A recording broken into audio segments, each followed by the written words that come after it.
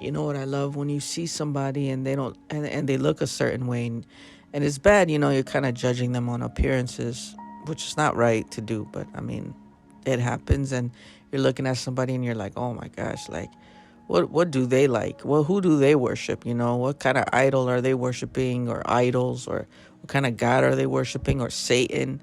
You know what I mean? Like, who knows what they worship? Come to find out, it's Jesus Christ. They love Jesus. They love God. This is who they worship. I love that. I love seeing somebody who's not a cookie cutter Christian, in love with Jesus Christ.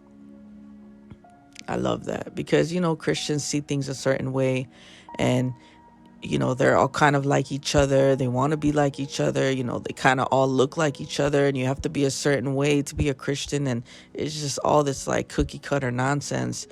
And you see somebody who's not like that, and like I said, you look at them and their appearance seems a certain way, but they're in love with Jesus Christ. I love that. I love the non-cookie cutter Christian.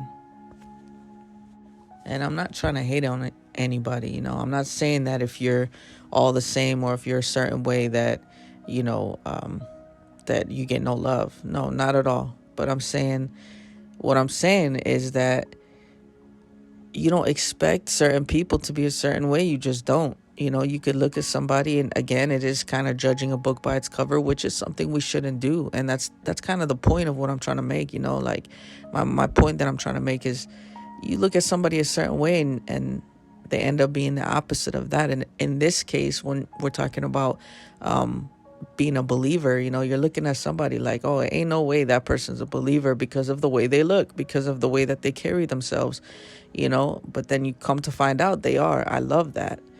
I love seeing people who, maybe other Christians kind of reject, end up being a believer, end up being, you come to find out they do love God, and they do believe in God, and they do believe in Jesus Christ.